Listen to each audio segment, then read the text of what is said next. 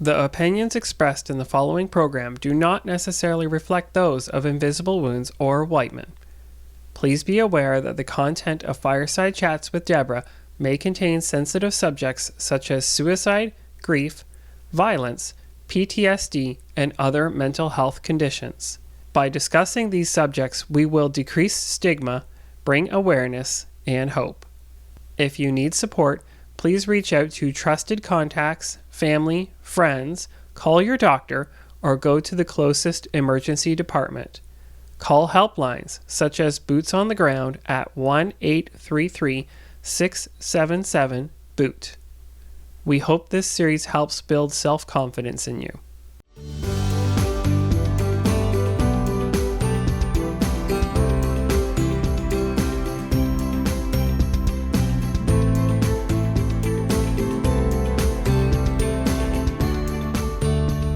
On today's show, Jean Turner, Royal Canadian Mounted Police civilian member, coming out cops. Fireside Chats with Deborah is sponsored by Leslie Motors of Hairston, Walkerton, and Wingham. Visit lesliemotors.com to learn more.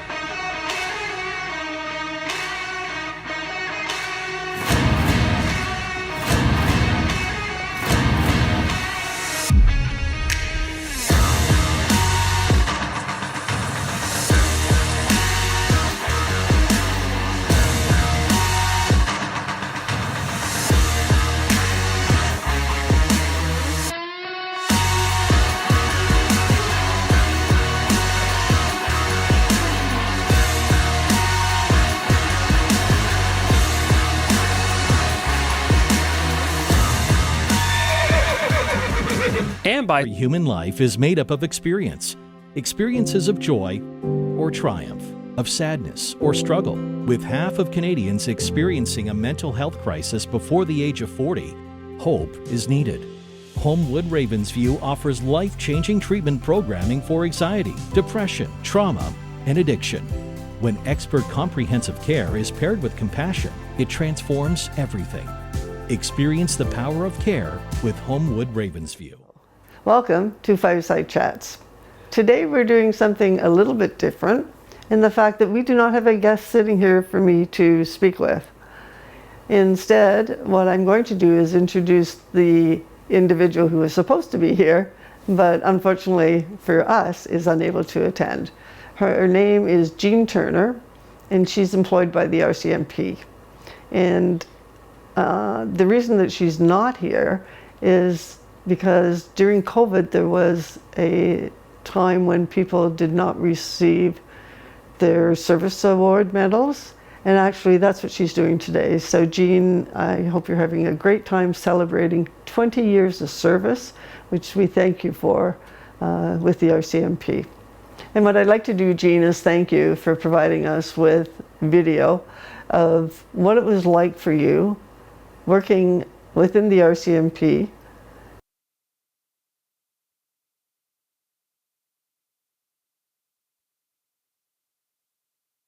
Hi, my name's Jean Turner, and I'm an RCMP civilian member working here in Ontario in Communications and Media Relations section. First of all, I want to start off by saying thank you very much for letting me tell my story to you. I also want you to know that only a handful of people know my whole story, but I chose to tell it to you today on video in the hopes that it will give you some encouragement and empowerment in your own lives. I've always been attracted to girls, as long as I can remember, but there were a few realities in my life that kept me from either believing that I was a lesbian or admitting that I in fact was gay. The first reason was that I grew up Catholic. I went to church, I went to Catholic schools, including high school, and definitely the key message that I learned from the Catholic Church was to love the sinner, not the sin. So I learned very early that being gay was a sin. The second reality in my life was the fact that from the time I was about 5 or 6 till I was about 13, I was sexually assaulted by at least 7 different men in my life. In fact, when I was 7 years old, I was raped. And I lost my virginity at 7 years old to a man who was my mother's foster brother. A childhood of sexual abuse and growing up Catholic, for me, meant that I felt shame. I hated myself growing up.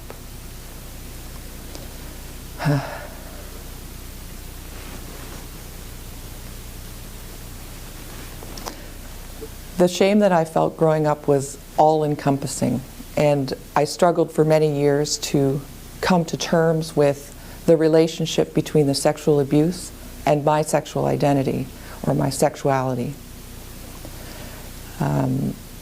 That shame showed itself as anger in my life, and predominantly growing up, I was an angry person. I told myself that I wasn't a lesbian, that I wasn't gay, and that the only reason why I was because these men had done such terrible things to me that they took away who I was meant to be. And in my mind, I thought that meant heterosexual. My teen years were very difficult. I hated myself, and I was angry at the world. I'd felt like the world had given me a raw deal. And so I spent my teen years sabotaging my own success. I skipped school so much that my principal showed up at my door one morning to ask me to leave. And I only had 1 credit left to get my high school diploma.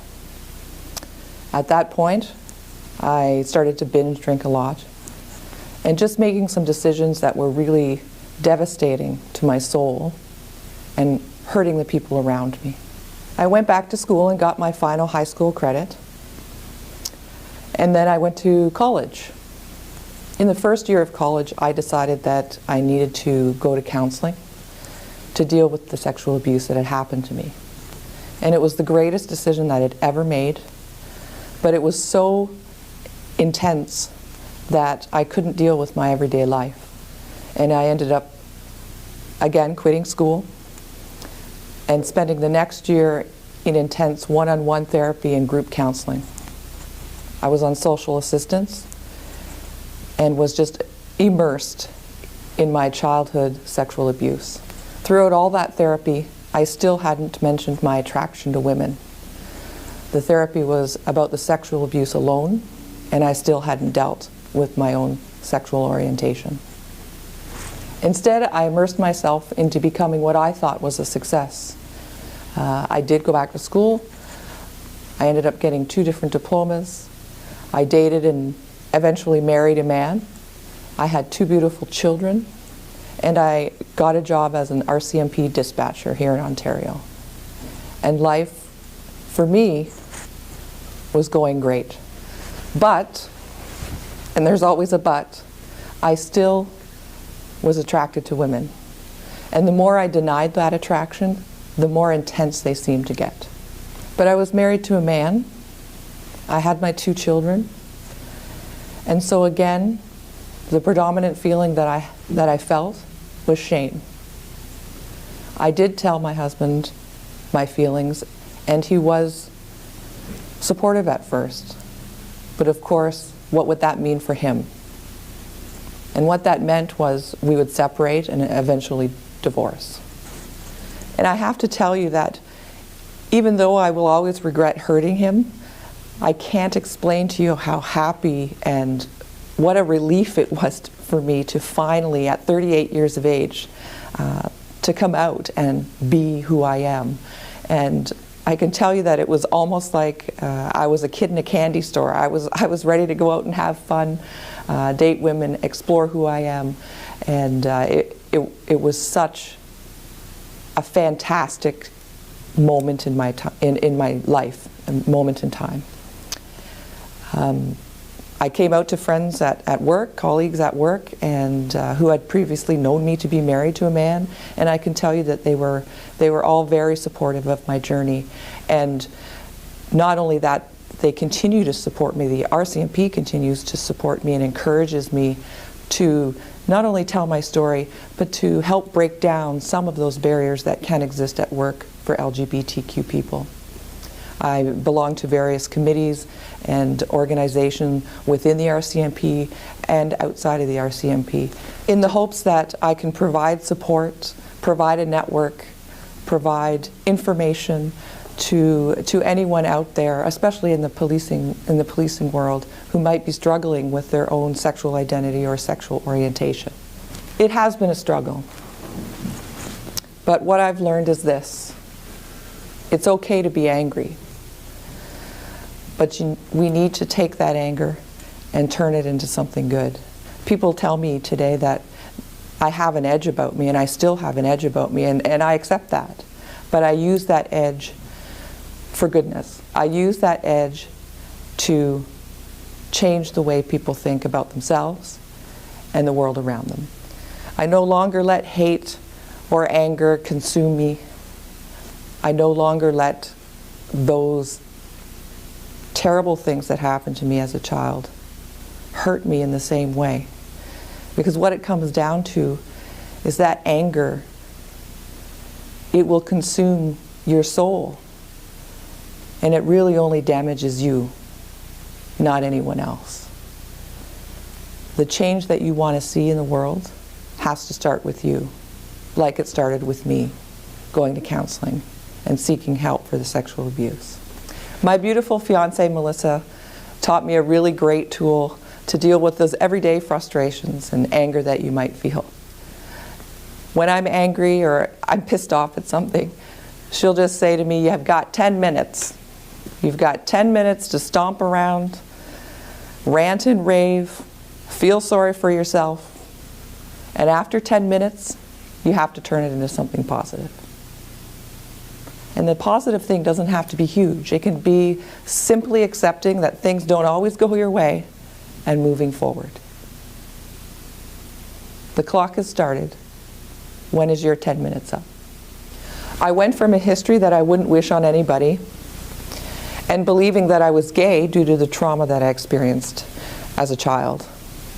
Once I dealt with the trauma and dealt with the child abuse, I was still gay. I still had those feelings. The biggest lesson that I learned, or one of the biggest light bulb moments that I had in my life, was when a friend said to me, "What does it matter why you're gay? You just are." At that moment, I started living my authentic self. And that's what I want for you. You got this.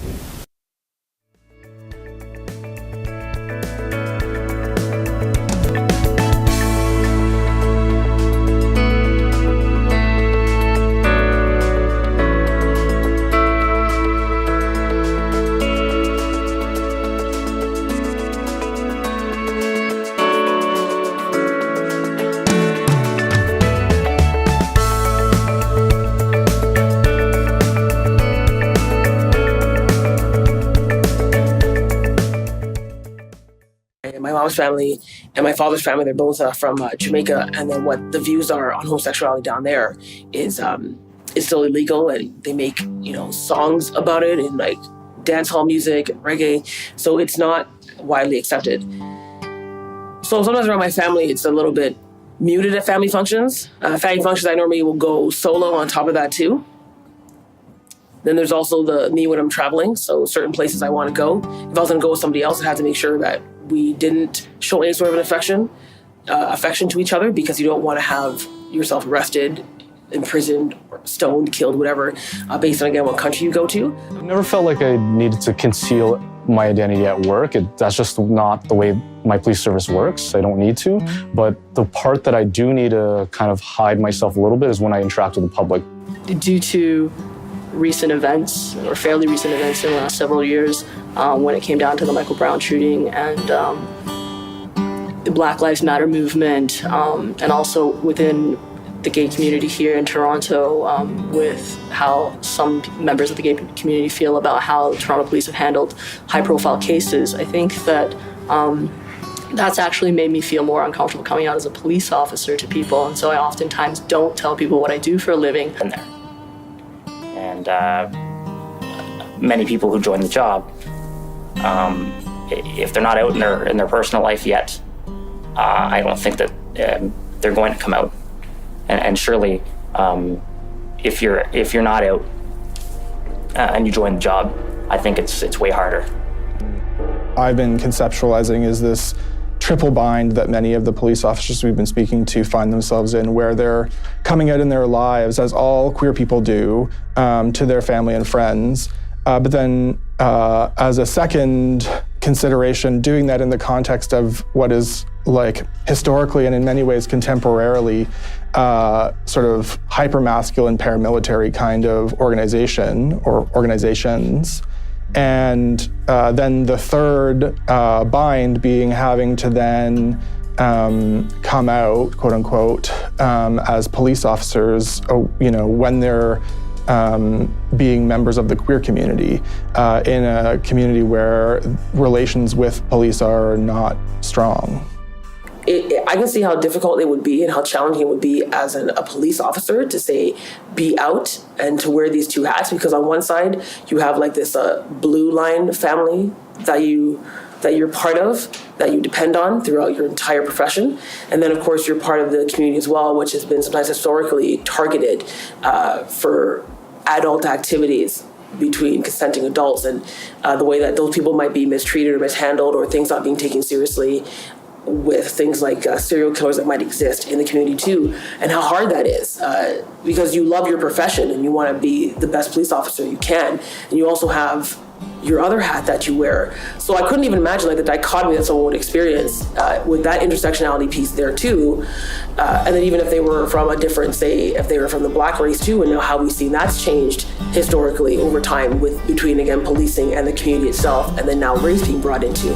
So it would be very hard to try and, I think, juggle, and how someone would struggle with, say, identifying as being part of the community while they're a police officer, or then in the community identifying as a police officer because of how there's this contentious relationship.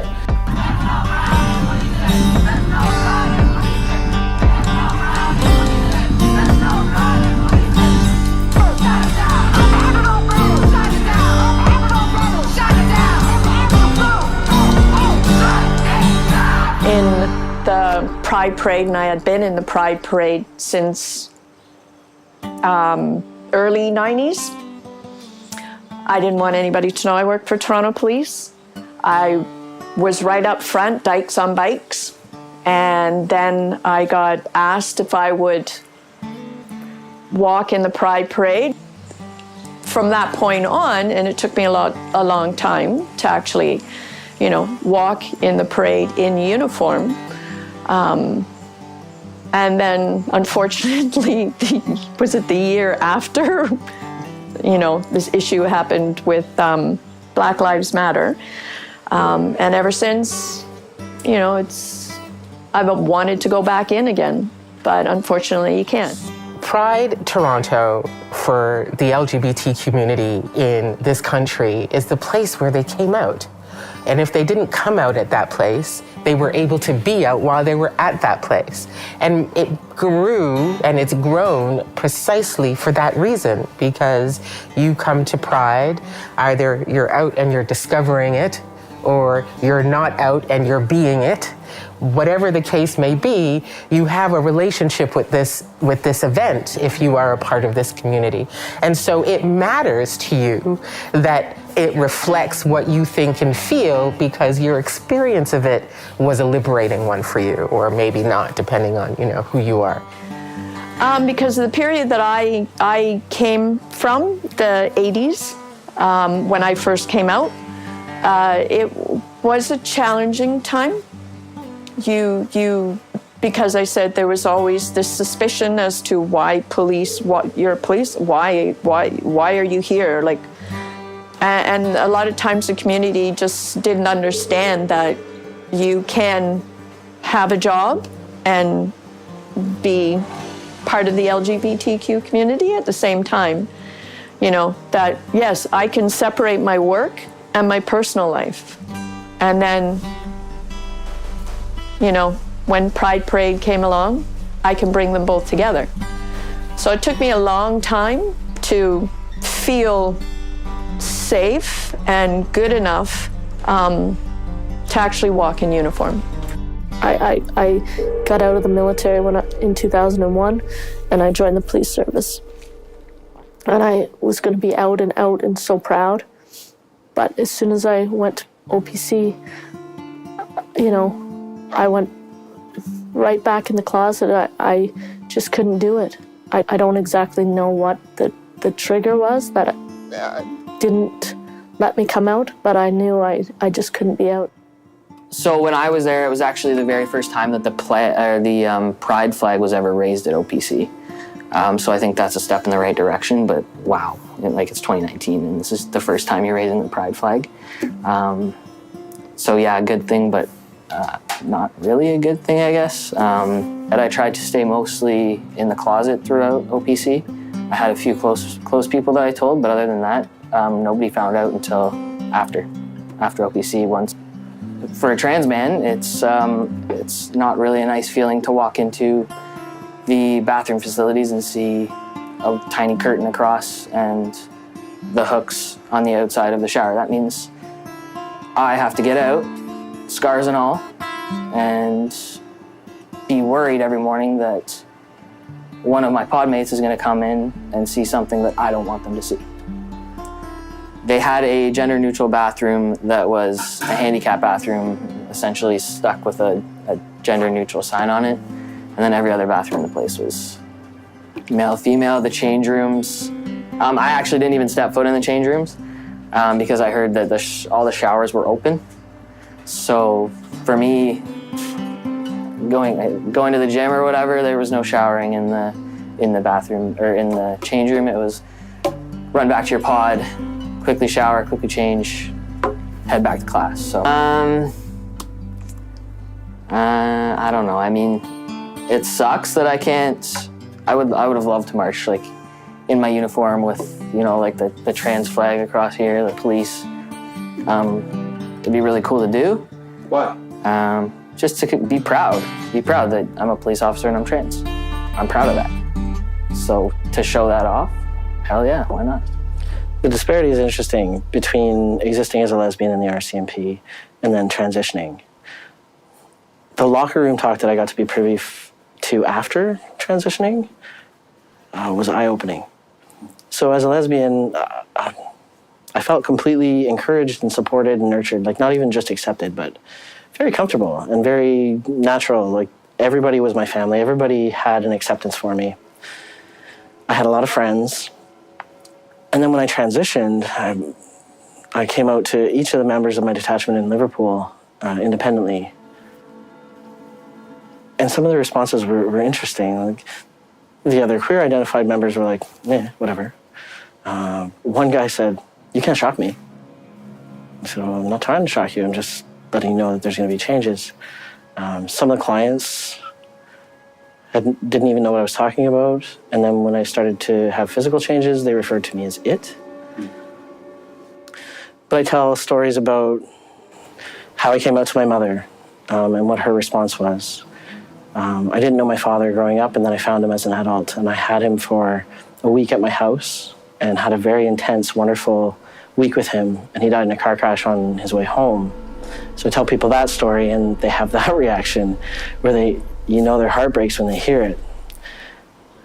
Everybody in the audience at every talk I've ever done has a similar experience. They have traumatic experiences. They have wonderful experiences like the one when I told my mother that I was trans, and she said, "I don't care if you're a boy or a girl or Maple Tree, you're mine, and I love you." And it's heartbreaking in a good way.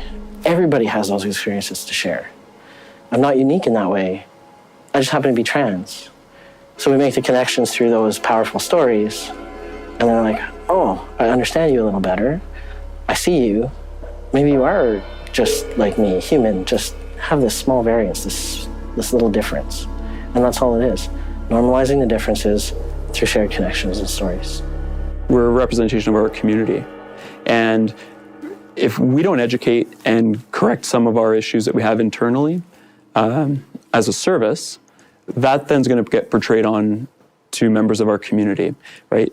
So one of the things that I always bring up is it's not hard to take time off to attend a soccer event for colleagues. It's not hard to take time off to attend a cycling or hockey tournament.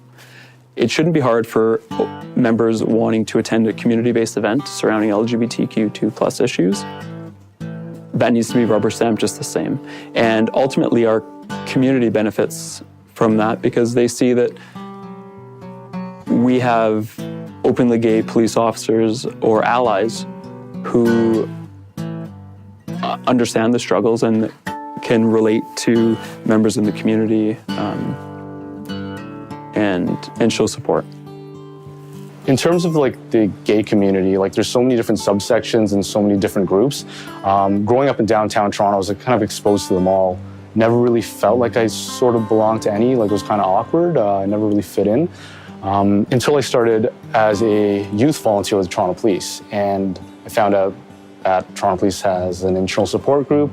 I started getting involved in that. I got invited to, hang out in the parade and bring some of the other volunteers, youth volunteers to the Pride Parade, and that was awesome. We did that for a bunch of years. And then I became an employee, still continued doing that, still brought volunteers out, and I was going out as an employee in uniform. And then all of a sudden, we weren't allowed to go anymore. And that was the only part of the parade where I was comfortable being in. Like I didn't fit anywhere else, right? I've seen the parade a bunch.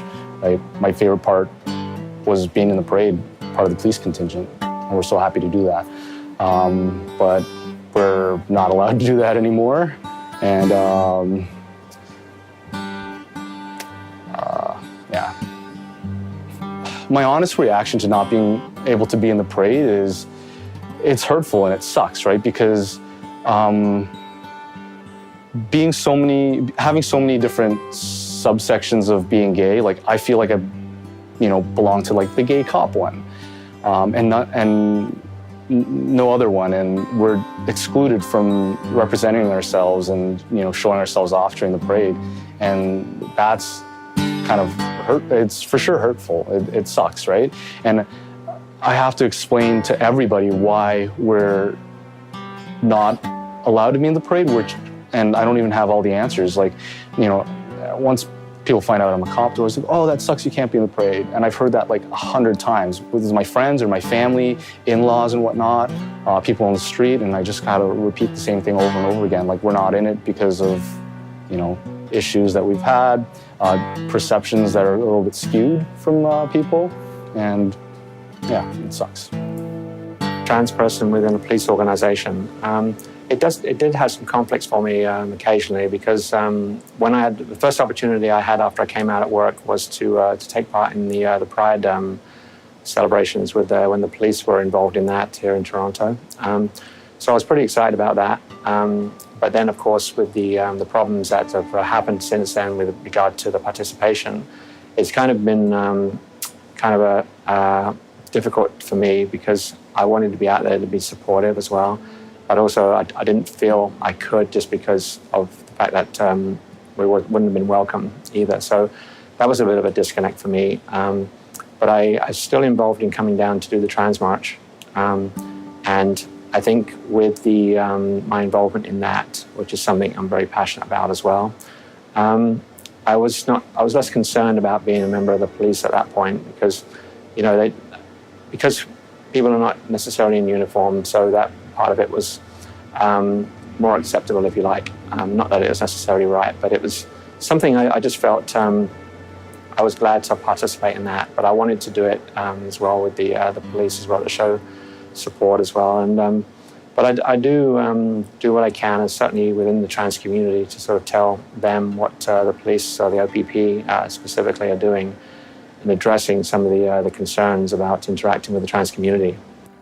It's the back to the uniform, which sets off a series of questions about what does the uniform mean, and to a police officer, that's part of your identity. And to a community member, has had a bad experience with the uniform.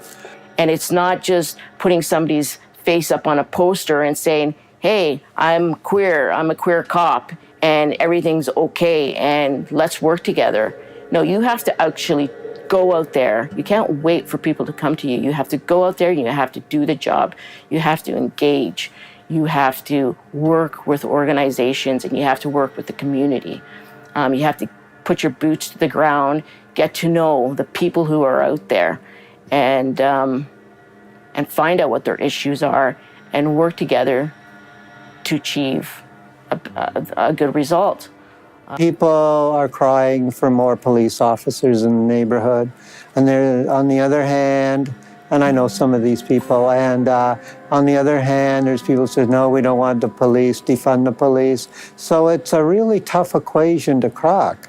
And I like the idea of the community safety officers. They have the local office there. Gay, lesbian, bisexual, trans, poly people need to be able to report a crime and feel not victimized when the police show up. And what authorities do you report it to? So we need to be treated with, when I do eventually had enough and something happens and I call for assistance, I want it to be respectful and I want it to be treated with dignity. And not everyone's had that experience. So we still have a lot of work to do on that.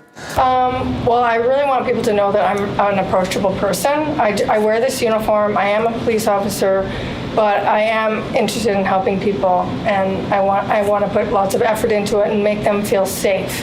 And I want people to be able to come up to me and approach me and say, you know, I need your help with this, or do you have some advice for me in this situation?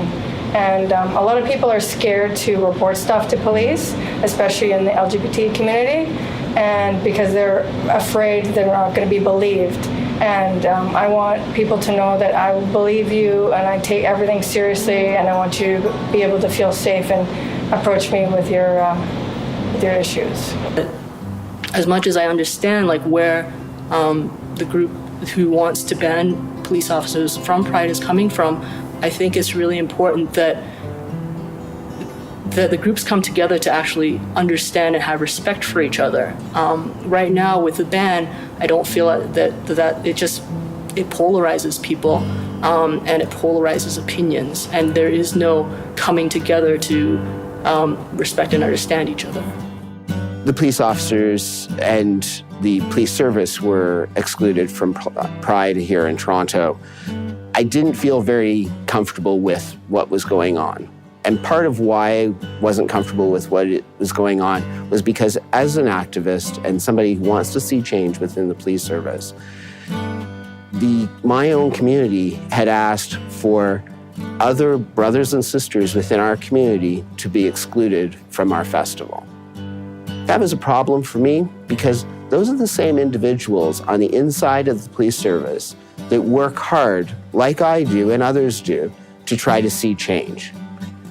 I can completely understand why they would want to exclude the service, the senior command, even the mayor of the city, because they have the ability to make those changes that we've all been asking for. But to ask the regular members of the service, those people who are not in management positions, to be excluded and not welcomed as other gay, lesbian, bi, trans, and queer people, that's just wrong. Absolutely is value when we're talking about 3 hours one day of the year, but it's a significant day. It's a significant day for the LGBTQ2 community itself. And police being able to do that, there is an importance attached to that. But I do agree with you that we can't hang our hat on being able to march in Pride. I think that we need to hang our hat on being able to establish, fix, and do better as police officers with the Black community, persons of color, LGBT, all of them. And we can do that in another forum, and we must do that in another forum. And I think sometimes when you're burning the house down, when you're an activist, when you're queer, and when you're in the police force, you don't always see the forest for the trees. You see your trauma, you see your struggle, you see your pain. And then you have folks who are also experiencing pain coming to you and being like, I'm experiencing pain, you're causing the pain. And then the police cop is like, I'm also feeling pain, and the pain bounces off each other, and there's nothing that gets done. And so I was arrested and put in a holding cell overnight. And I was arrested because I deserved to be arrested. And I understand that now, but at the time, all I really cared about was my own well-being. And I'd been put in what I found out the next day to be the female holding cell. And I didn't know this the night before. No one really explained to me what was going on, didn't get any phone calls, just was, hucked into a cell. And when I got up the next morning, I could hear the officers getting some folks out of another cell down the hall. An hour went by and I still didn't see anybody. By now I started to realize, court's usually pretty early in the morning, and if I'm going to court because I was arrested last night, then they probably forgot about me. So I took my blanket that they gave me, which was a sheet of paper, and I balled it up and I put it in my toilet and I flushed it. And I saw on TV on a prison show once that if you overflow your stall, you'll get attention from the prison guards. So I overflowed my stall and the warden came down and he threatened to keep me longer. And I asked him why no one had come to get me for court because I heard the people down the hall had already gone. And he didn't say anything and he left. And 20 minutes later, I was escorted out. And on my way out, I asked the officer that was escorting me out, why did it take so long? And the officer said that I was put in a female holding cell and nobody remembered arresting a female the night before. So that really, really upset me. I didn't know I was put in a female holding cell. I was told the next day that it was due to my own personal safety because they had men in the cell down the hall from me. So I guess they thought that I would be put in danger had I sat in a holding cell with other men. None of this was ever discussed with me at all. So by the time I went to court the next day, I was really upset about that. And the whole time I was sitting through the proceeding, I was being referred to with my assigned name at birth and my assigned sex. And the judge had no idea what was going on, was very confused at the fact that I was sitting behind glass in handcuffs because he thought he was hearing the charges of a woman. It was put in the newspaper as a domestic assault in a lesbian couple, which was just not the case at all. And it was really dehumanizing for me. If I, for example, was a transgender individual who was considering suicide and I had a transgender police officer come and try and de-escalate the situation and talk to me and connect with me and say that they had gone through similar things but it had gotten better for them, that would be an example that I could look forward to and I could say, yeah, this person had been through that before, so maybe I can get through that too.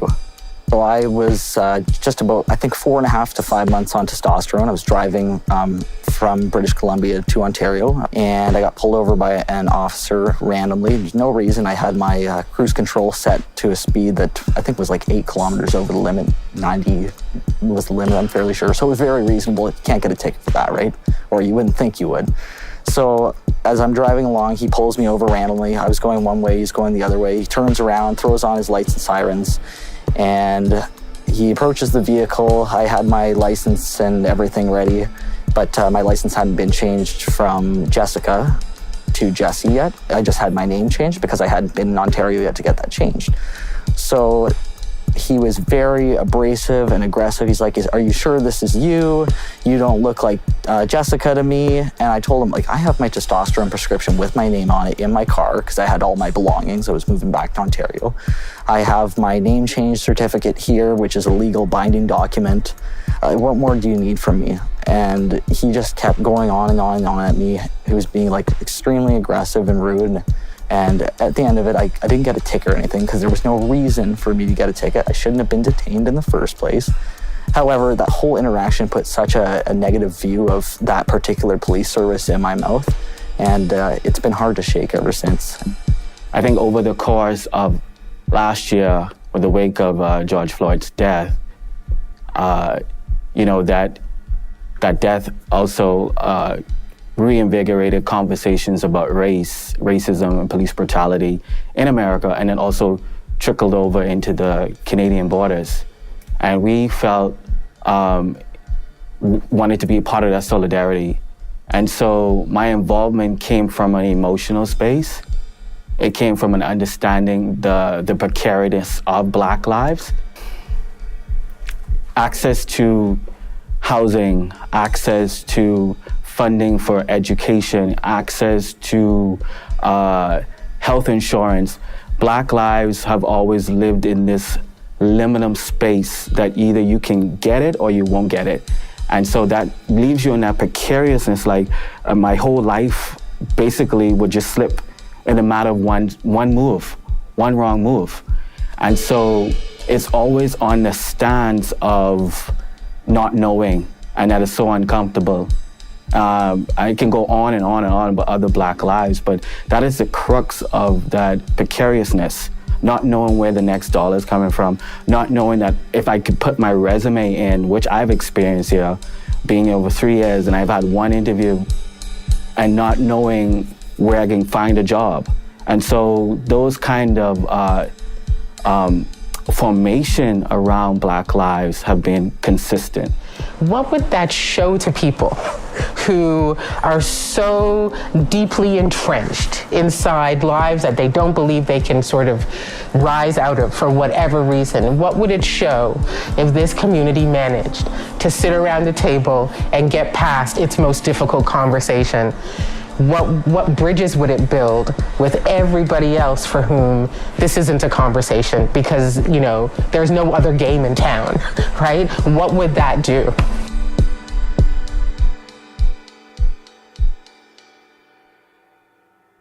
My name is Sandra Sparling. I'm a staff sergeant with the Ottawa Police Service.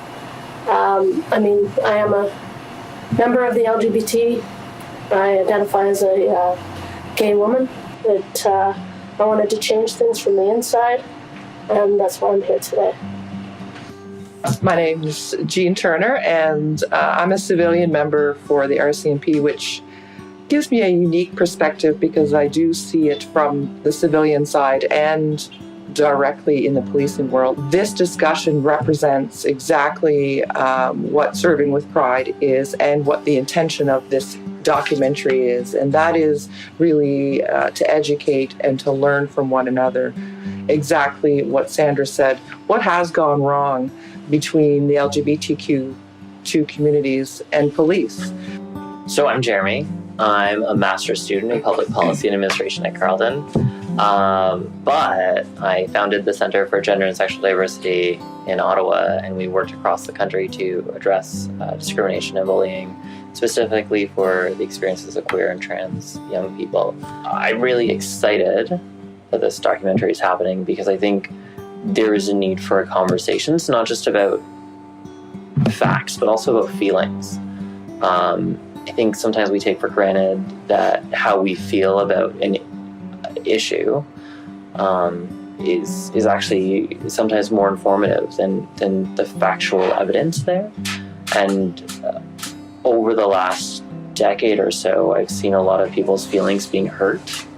And I do feel that a number of communities feel that they haven't been listened to. And so my name is Haranda Janathan. I'm the current executive director at the Alliance for South Asian AIDS Prevention, and I got involved in all of this as a result of the whole Bruce McArthur situation in 2018, where we released a public letter and did some activism around racism, homophobia, and then later on classism being a part of the reason why 3 men of color went missing for so long, and it took a white person to go missing before anyone paid attention. And that really opened up a lot of dialogue, I think, in amongst many different communities, which was really interesting. And so that since then, it's been bringing me to the table to have conversations with police and with community, and sort of in similar vein of you, I get to sort of see what's happening on the police side and also in the community side, and hopefully bring those together. And so I think, a documentary like this and having some of these, difficult and crucial conversations. LGBTQ2S plus communities and what we think those communities need from policing. We know that, there's violence that occurs to or within the LGBTQ2 community, and they're not feeling safe enough to come to police to get the help that they need. So I think that's a good starting point. We, in the very least, need to have enough trust built with the community so that we can do the job that we are paid to do and protect the safety of those individuals. Absolutely. But I think when it comes to the queer and trans community, I think there's like a history of not just, being ignored, but like purposely experiencing discrimination. I mean, the Marie Curtis Park situation where 200 men were arrested, right, in a sting operation that cost the city millions of dollars. Like, it just, how many, like, at what point or when will we hit that turning point that we know that policing, acknowledges past wrongdoings and is fundamentally committing to no more major mistakes? And I think what's unfortunate, right, is that, in cities across our country, where we're constantly encountering errors and mistakes and systemic barriers. And what's interesting for me, knowing Sandra and other fantastic people, is it's happening on the inside, right? So you have really good people on the inside who have great, simple, non-costing options and solutions, and for whatever reason, a handful of bad apples are stopping it. So I think we're talking about a systemic problem in policing. Jean had started with the idea of trust, and I wonder if you see some kind of connection between the pushback that you've identified that the queer and trans communities have generated towards police organizations, and do you think that pushback has the potential to bring around the kind of trust that could lead to more harmonious relationships? I mean, trust is a great goal, but I think it's the steps to getting there that we need to identify, right? And, having sat the police liaison committee for a decade, and really stepping into the shoes of other people, right? Because the liaison committee in Ottawa has been around the longest of any police liaison committee in the country, over 30 years. What's interesting is the one thing we've asked for, which is training for police officers, more resources and understanding of the queer and trans community. Like, our first request and our most longstanding request has continued to be ignored, right? So at some point, policing agencies have to say, no more need for an inquiry, no more need for a conversation, just dig through the notes and start implementing those solutions. And I think the apology by the Toronto Police Chief was notable, but not significant, especially considering what happened only a few months later. So I think we've reached a point in 2020 where if it's not impossible and if it's not rocket science, why aren't we doing it? And bureaucracy and delays can't be the answer anymore. It was more of a regret rather than an apology. And a regret is not the same thing. And so if you're going to accept responsibility for your actions, it is, I am sorry that we did this. I'm sorry that we've harmed your communities as a uniform and as a service. And this is what we're going to do to take the necessary steps. And if you can do that within the organization, because I understand, in having conversations with officers themselves, they too don't feel very safe coming out or participating fully in how heterosexual women are treated still in different services. So sexism, racism, and all that stuff still exists within these old boys clubs, although we put out a diverse front. And it's really lifting up that carpet and really cleaning up that mess before you can even engage with the community. And so I'll respectfully challenge that, there are different relationships. However, there are still many members of communities who don't fully engage because of that presence of the uniform, not necessarily the individual, but the uniform. For me, I mean, uniform or no uniform, pride or no pride, or marching or no marching, that's all irrelevant, right? If the fundamental basics of the rules of how we treat other humans can be exempted, if the people who are meant to enforce the laws are exempt from those laws, I mean, they're not serving and protecting me anymore. We have a lot of really well-intentioned, good people who I would never characterize as being racist or being, anti-LGBTQ2. They just don't understand how their own privilege or their own class, all of those interconnected personalities, how that plays into how they respond to the world around them. And so when it comes to police services changing, I believe it really has to come from that ground floor, individual acknowledgement, awareness, and making change. And only then will, from a public standpoint, police services begin to actually acknowledge those errors. But it has to come both ways, right? Like you can't, I mean, I'm sorry, right? I think for sure, ground floor up training, a cop should not use or misgender someone or use inappropriate language, for sure, right? Training can accomplish that. And I think a lack of investment in training puts officers at risk of doing poor things that disrespect our community. However, there are some times where the line has been clearly crossed.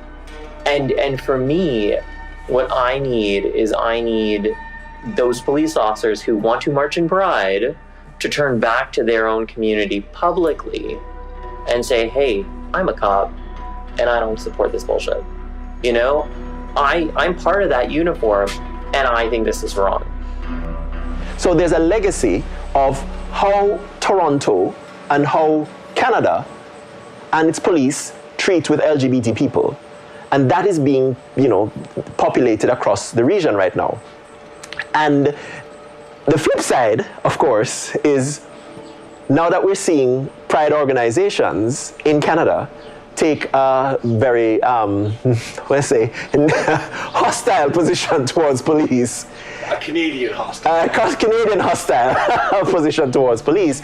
It has created a very interesting situation, an interesting dynamic in the Caribbean, where police services are saying, well, if in Canada, where the police are trained are being trained on how to work with LGBT people and respect LGBT human rights, and the police are trying to be in prides and are being denied, then it is making it difficult for us who are doing work in the region to explain why police must collaborate with LGBT people, because they're saying, but we're going to do all of this work and then we're going to end up being treated like the police in Canada. We're being kicked out of pride, etc., etc. So it's a lot of nuancing to explain that, yes, there are issues here in Canada with police and LGBT people, and there is a redress mechanism. And the police here in Canada still want to be participating in pride. They are members of the force who are LGBT people, and they want to be visible. But you still also, you should also protect LGBT people just because they're people, not because you're going to be allowed in pride or not. It's that dynamic that we're challenged with in the Caribbean right now, because by excluding police from pride, you've almost baited the situation in the Caribbean, where they're saying, well, we don't need to collaborate, because if we do, we're going to be treated like you treat police here in Canada anyway. Well, queer people are obviously allowed to participate. Queer officers are people before they're police. And so I feel as though their identity at work doesn't necessarily have to trickle into an event like Pride. I mean, if you're a doctor and you show up at Pride, are you going to wear your doctor's uniform? Or if you're a construction worker and you go to Pride, are you going to be wearing your construction gear? We can all take pride in our work, but there's time and place for it. I understand that for you. it's important that they not be in this parade. I understand that. I understand it for historical reasons. I understand what the view of the uniform, I understand all of it. Look at who you're talking to, Black person myself, I'm not removed from this conversation, but we have a bigger calling. And that bigger calling has to be the one that prioritizes change for the better and deprioritizes the symbol of what it means to participate or not participate in the parade. You use your queerness as an identity as a leverage into those communities, but there's no actual work that you really want to invest into. What do Black people think about? What do Indigenous people think? What do trans people think about? How do they daily life living? And because you are now in a privileged space, you're in this right politics, like, I'm in the rights, I deserve to be. And so you have what it also does is sets up this respectability politics between good queer and bad queer. And you're good queer because you're a police officer. And then we are bad queers because, we're sex workers, we're migrant workers. And so we are then, our issues of these precariousness, back to that, gets pushed in the background. And so you come in like some white savior and save the day. But that's not true. What are we doing today that we may have to apologize for tomorrow? That's what I look at the world now is, oh my gosh, are we doing this? And is this going to be something that we're going to regret tomorrow? When police officers now who identify as being, queer, transgender, which is good, right? You honoring your identity. But what happens to that is you give police officers the kind of legitimacy to criminalize, racialize, and marginalize group. And then the issues that affect the marginalized and the racialized folks gets blurred. So they become a smoke screen to the issues. And, we are the ones taking it on the chin. And I talk to the diverse groups, Somali officers and, other racialized officers. And they stop being from that community as soon as they put on the blue uniform as well. It's not just the LGBT Q2+ community and police, it's all diverse groups. And, you talk to a Black officer and they'll tell you they have a hard time coming out cop in their environment too. I remember speaking to the first Somali officer, he's with us, and he said some of his community members turned their back on him too. So it's not just us, it's the diverse groups, it's the most vulnerable of our societies that are struggling with police. And I don't take, I did take it personally in 2017 when they told me they didn't want me to march in Pride. I took it personally. I was so upset, and because I'm like, if you only knew my story, but it's not about my story, it's about them right now.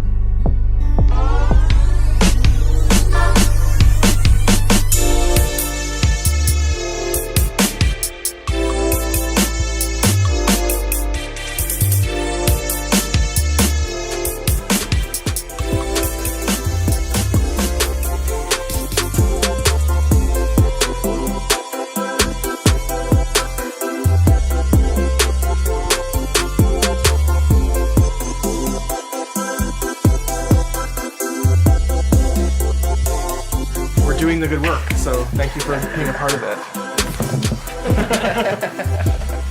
Okay, folks, that's a wrap. Please be careful with your mics before people take it off. Thank you for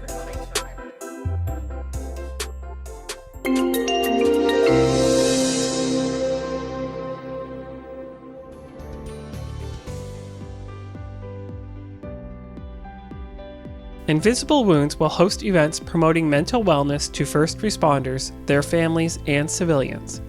To find out more, please visit our website at invisible-wounds.ca.